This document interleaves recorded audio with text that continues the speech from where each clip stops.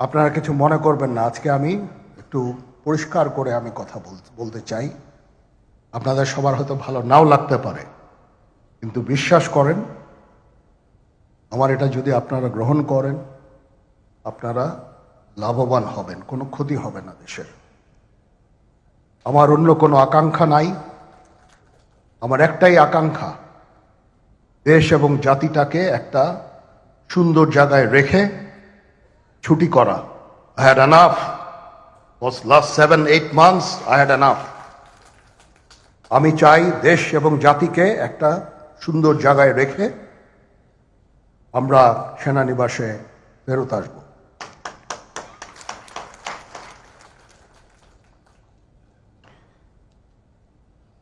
আরেকটা জরুরি বিষয় যেটা আমি ভাবলাম যে আপনাদের সাথে আমি শেয়ার করি। দেশের এই আইন শৃঙ্খলা পরিস্থিতি খারাপের পেছনে কিছু কারণ আছে। প্রথম কারণটা হচ্ছে যে আমরা নিজেরা হানাহানির মধ্যে ব্যস্ত, একজন আরেকজনের বিরুদ্ধে বিষোদ্গারে ব্যস্ত। এটা একটা চমৎকার সুযোগ অপরাধীদের জন্য। যেহেতু আমরা একটা অরাজক পরিস্থিতির মধ্যে বিরাজ করছি, তারা খুব ভালোভাবেই জানে যে এই সময়ে যদি এই সমস্ত অপরাধ করা যায় তাহলে এখান থেকে পরিত্রাণ পাওয়া সম্ভব। সেই কারণে এই অপরাধগুলো হচ্ছে।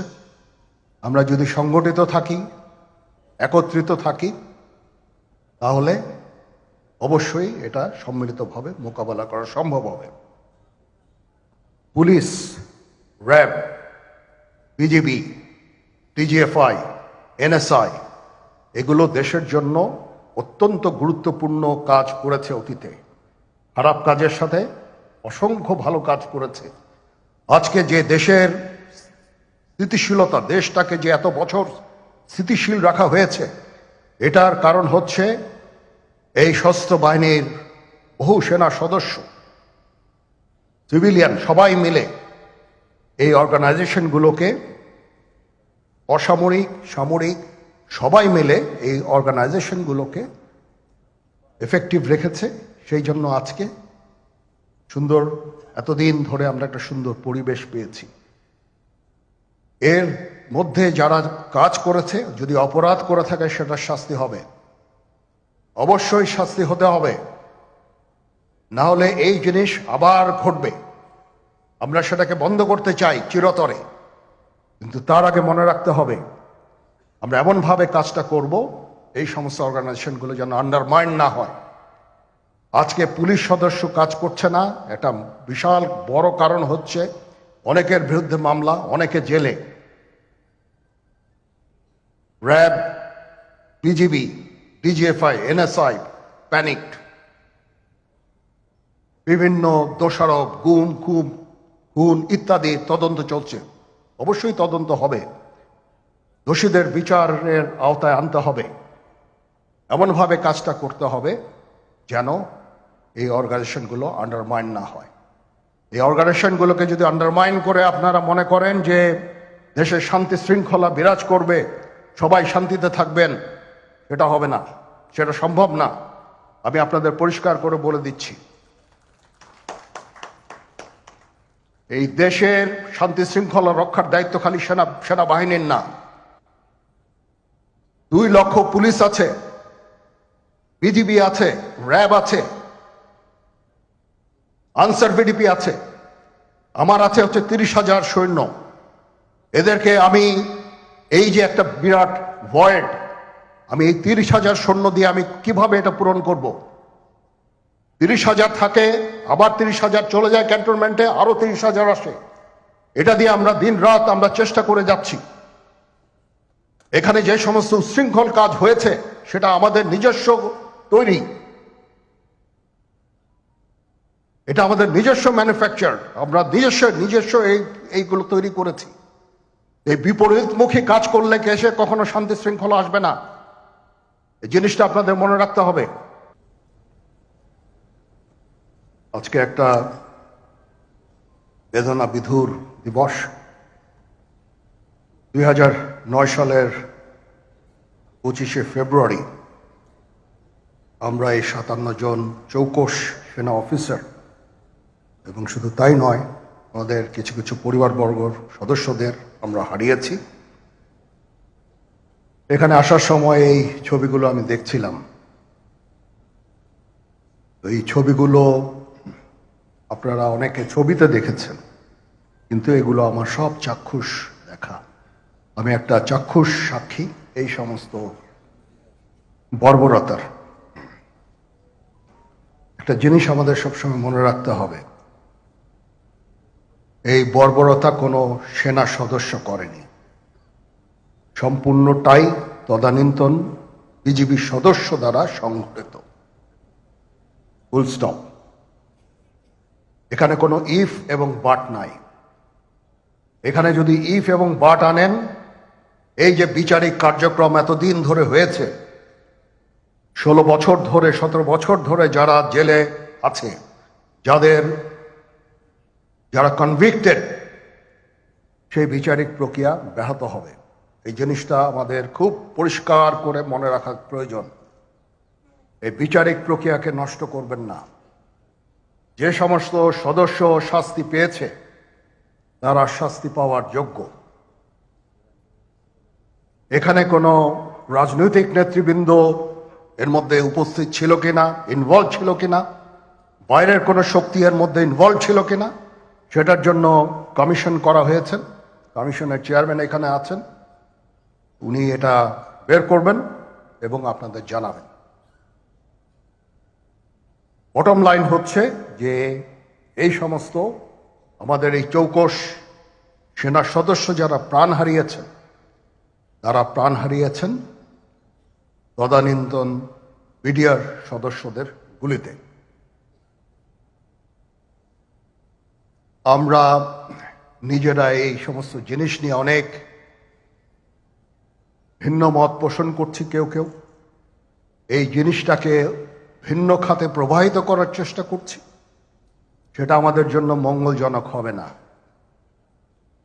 আজকে যদি আমার যে উপদেশ আমি কিছু দিয়ে যাব, সেটা যদি আপনারা গ্রহণ করেন, আপনারা লাভবান হবেন, আমি এটা আপনাদের নিশ্চিত করছি। আমরা নিজেরা ভেদাভেদ সৃষ্টি না করি, আমরা নিজেরা ইউনাইটেড থাকি। আমাদের মধ্যে যদি কোনো সমস্যা থেকে থাকে, কোনো ব্যত্যয় থেকে থাকে, কোনো গ্রিভান্সেস থেকে থাকে, সেটা আমরা আলোচনার মাধ্যমে সমাধান করব। এটার জন্য ডানে বায়ে দৌড়িয়ে কোনো লাভ হবে না, নিজের ক্ষতি ছাড়া কোনো লাভ হবে না। আমি আপনাদের এই জিনিসটা নিশ্চিত করে দিচ্ছি। কিছু কিছু সদস্যদের দাবি যে তারা 2009 সাল থেকে আজ পর্যন্ত বিভিন্ন শাস্তি পেয়েছেন। কেউ কেউ দায়ী করছেন যে তারা অযাচিতভাবে শাস্তি পেয়েছেন। এটার জন্য আমি একটা বোর্ড করে দিয়েছি, একজন লেফটেন্যান্ট জেনারেল সেই বোর্ডের সদস্য। প্রথম ফেজে 51 জন সদস্যর ব্যাপারে আমার কাছে রিকমেন্ডেশন নিয়ে এসেছে। তার রিকমেন্ডেশনের অধিকাংশই আমি গ্রহণ করেছি এবং আরও বেশি আমি দিয়েছি। নেভি এয়ারফোর্সও তাদের এই কার্যক্রম চালিয়ে যাচ্ছে। আমার স্ট্যান্ড পয়েন্ট হচ্ছে, যদি কেউ অপরাধ করে থাকে সেটার জন্য কোনো ছাড় হবে না, বিন্দু মাত্র ছাড় নাই। আমি আপনাদের পরিষ্কার করে দিচ্ছি, it is a discipline force. Discipline ফোর্সকে ডিসিপ্লিন থাকতে দেন। আজকে এই যে দেশের ক্রান্তি লগ্নে সমস্ত বাহিনী, সমস্ত অর্গানাইজেশন বিপর্যস্ত হয়ে পড়েছে। খালি সেনাবাহিনী টিকে আছে, বিমান বাহিনী টিকে আছে, নৌবাহিনী টিকে আছে। কেন? Because of discipline. তারপরেও আমি আমার অফিসারকে আদেশ দিয়েছি, যদি সামান্যতম কোনো সন্দেহের অবকাশ থাকে, কোনো কার বিরুদ্ধে যেই অ্যাকশন নেওয়া হয়েছে, অপরাধী কিনা যদি সামান্য কোনো সন্দেহের অবকাশ থাকে, সেটা তাদের ফেভারে যাবে। এটা হচ্ছে আমার ঢালাও নির্দেশ। সেই হিসাবে বিভিন্ন প্রস্তাব আমার কাছে এসেছে। কোনো কোনো প্রস্তাবে আমি আরও আমার নিজে থেকে যোগ করে আরও বেশি আমি দিয়েছি। এভাবে পর্যায়ক্রমে অফিসাররা অ্যাপিয়ার করবে, আসবে, এবং তাদের এই জিনিসগুলো আমরা দেখব। দেখে যদি মনে হয় যে তাদেরকে করার অবকাশ আছে কিছু, অবশ্যই আমরা করব। এটা ন্যায় নীতিতে আমরা প্রতিষ্ঠিত থাকব ইনশাআল্লাহ। আপনারা কিছু মনে করবেন না, আজকে আমি একটু পরিষ্কার করে আমি কথা বলতে চাই। আপনাদের সবার হয়তো ভালো নাও লাগতে পারে, কিন্তু বিশ্বাস করেন, আমার এটা যদি আপনারা গ্রহণ করেন, আপনারা লাভবান হবেন, কোনো ক্ষতি হবে না দেশের। আমার অন্য কোনো আকাঙ্ক্ষা নাই। আমার একটাই আকাঙ্ক্ষা, দেশ এবং জাতিটাকে একটা সুন্দর জায়গায় রেখে ছুটি করা। I had enough. Was last 7-8 months I had enough. আমি চাই দেশ এবং জাতিকে একটা সুন্দর জায়গায় রেখে আমরা সেনানিবাসে ফেরত আসব।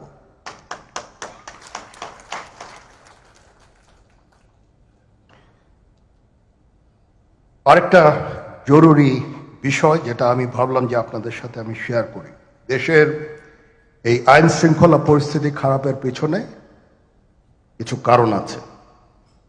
প্রথম কারণটা হচ্ছে যে আমরা নিজেরা হানাহানির মধ্যে ব্যস্ত, একজন আরেকজনের বিরুদ্ধে বিষোদ্গারে ব্যস্ত। এটা একটা চমৎকার সুযোগ অপরাধীদের জন্য।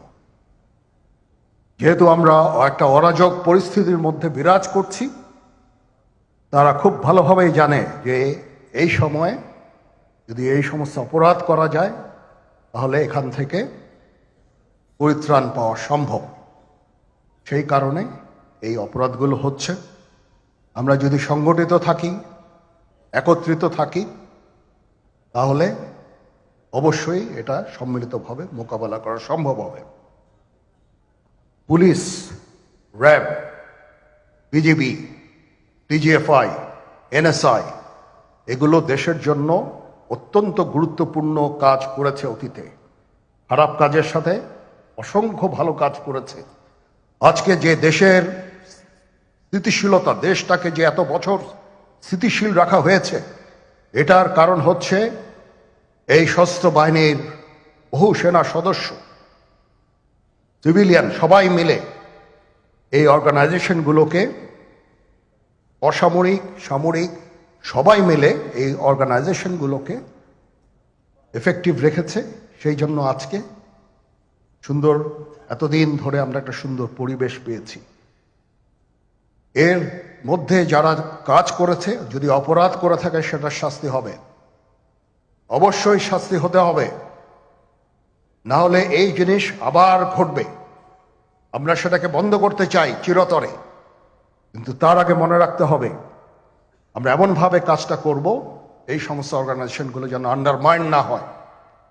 আজকে পুলিশ সদস্য কাজ করছে না, এটা বিশাল বড় কারণ হচ্ছে অনেকের বিরুদ্ধে মামলা, অনেকে জেলে।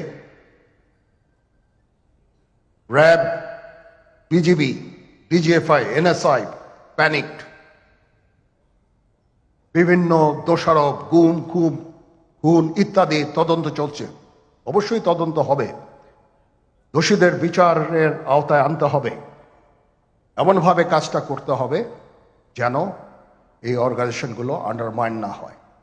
এই অর্গানাইজেশনগুলোকে যদি আন্ডারমাইন করে আপনারা মনে করেন যে দেশে শান্তি শৃঙ্খলা বিরাজ করবে, সবাই শান্তিতে থাকবেন, সেটা হবে না, সেটা সম্ভব না।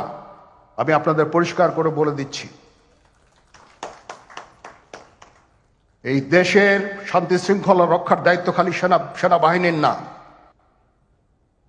2 লক্ষ পুলিশ আছে, বিজিবি আছে, র্যাব আছে, আনসার ভিডিপি আছে, আমার আছে হচ্ছে 30,000 সৈন্য। এদেরকে আমি এই যে একটা বিরাট ভয়েড, আমি এই 30,000 সৈন্য দিয়ে আমি কিভাবে এটা পূরণ করব? 30,000 থাকে, আবার 30,000 চলে যায় ক্যান্টনমেন্টে, আরো 30,000 আসে। এটা দিয়ে আমরা দিন রাত আমরা চেষ্টা করে যাচ্ছি। এখানে যে সমস্ত উচ্ছৃঙ্খল কাজ হয়েছে সেটা আমাদের নিজস্ব তৈরি,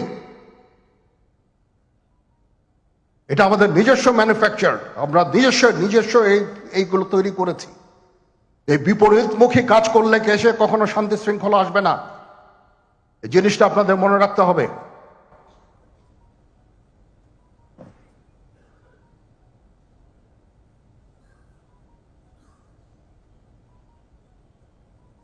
তদন্ত কমিশন হচ্ছে, আবার আরেকটা আমাদের সর্বদা আমরা চেষ্টা করব তদন্ত কমিশনকে সহায়তা করতে। যে ধরনের সাহায্য সহযোগিতার প্রয়োজন হয় আমরা করব। আমরা দেশে একটা ফ্রি ফেয়ার অ্যান্ড ইনক্লুসিভ একটা ইলেকশনের জন্য দিকে ধাবিত হচ্ছে, এবং তার আগে যে সমস্ত সংস্কার করা প্রয়োজন অবশ্যই সরকার সেদিকে খেয়াল করবেন।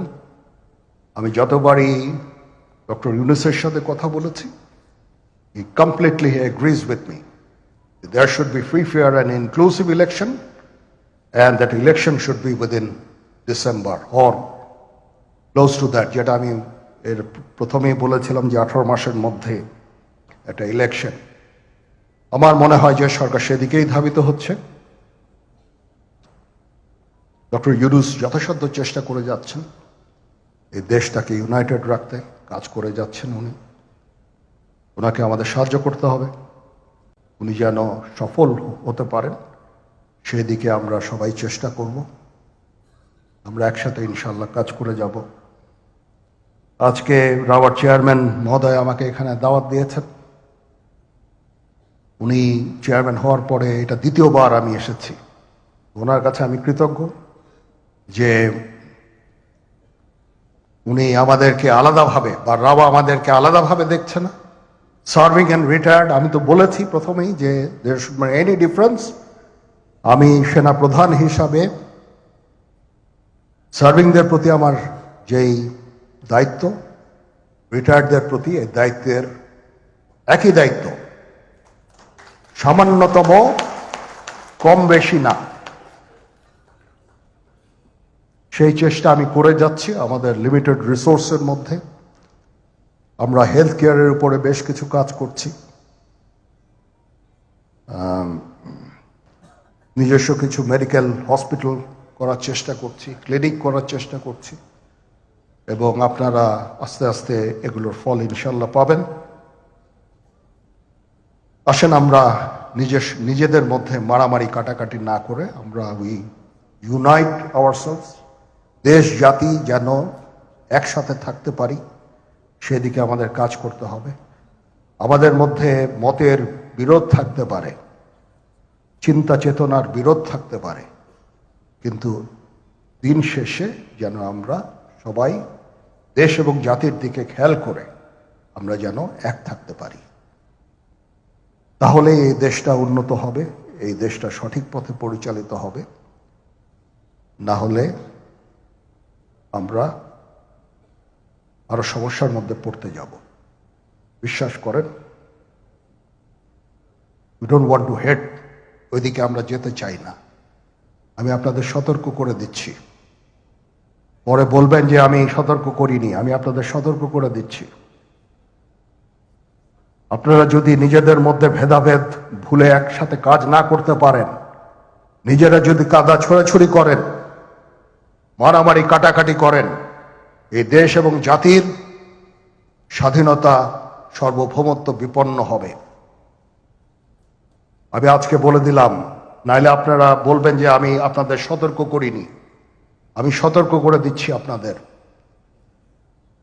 এই দেশ আমাদের সবার, আমরা সবাই সুখে শান্তিতে থাকতে চাই।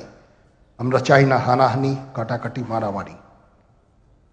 সেই উদ্দেশ্যে আমি কাজ করে যাচ্ছি, আমরা কাজ করে যাচ্ছি। আমাদের সেনাবাহিনীর প্রতি আক্রমণ করেন না। একটা কমন জিনিস আমি দেখতে পাচ্ছি, সেনাবাহিনী এবং সেনা প্রধানের প্রতি বিদ্বেষ কারো কারো, কি কারণে আজ পর্যন্ত আমি এটা খুঁজে পাইনি। আমরা হচ্ছে একমাত্র ফোর্স যেটা আপনাদের জন্য কাজ করে যাচ্ছি, দাঁড়িয়ে আছি প্ল্যাটফর্মে। Of course navy and air force, navy chief আবার মন খারাপ করে করছে, navy air force all, we all. আমাদেরকে সাহায্য করেন, আমাদেরকে আক্রমণ করেন না, আমাদেরকে অনুপ্রাণিত করেন, আমাদেরকে উপদেশ দেন। কোনো একটা সমস্যা হয়ে গেলে আমি যেন নুরুদ্দিন স্যারের স্বর্ণপন্ন হই এবং উনি আমাকে উপদেশ দেন, সিনিয়র জেনারেলরা আমাকে উপদেশ দেন, আমি সবার কাছে স্বর্ণপন্ন হই। আমাদের প্রতি আক্রমণ করেন না, উপদেশ দেন। আমরা অবশ্যই ভালো উপদেশ গ্রহণ করব। আমরা একসাথে থাকতে চাই এবং দেশ এবং জাতিকে এগিয়ে নিয়ে যেতে চাই। সবাই ভালো থাকবেন। কর্নেল হকের প্রতি আন্তরিক কৃতজ্ঞতা। উনি আমাকে সুযোগ করে দিয়েছেন আজকে এখানে আপনাদের সাথে এসে কথা বলার জন্য। একটু মন খুলেই কথা বললাম। এতদিন যে কথা মনের মধ্যে ছিল সবসময় প্রকাশ করতে পারি না, প্রকাশ করাও যায় না। আজকে প্রকাশ করে ফেললাম। আমি জানি না এখানে অনেক মিডিয়া আছে, মিডিয়া না থাকলেই মনে হয় ভালো হতো। সবার সামনে আমি আমার মনের কথাটা প্রকাশ করে ফেললাম। কাউকে যদি দুঃখ দিয়ে থাকি আমাকে ক্ষমা করবেন। চলেন, আসেন আমরা একসাথে কাজ করি, দেশ এবং জাতিকে একটা সুন্দর জায়গায় নিয়ে যাই। এখানেই আমাদের ছেলেমেয়েরা বাস করবে। তাদের জন্য এমন কোনো স্থান আমরা রেখে না যাই যেখানে হানাহানি, কাটাকাটি, মারামারি হবে। আমাদের পরবর্তী প্রজন্ম এই দেশে তাহলে থাকতে পারবে না। সবাই ভালো থাকবেন। আল্লাহ হাফেজ।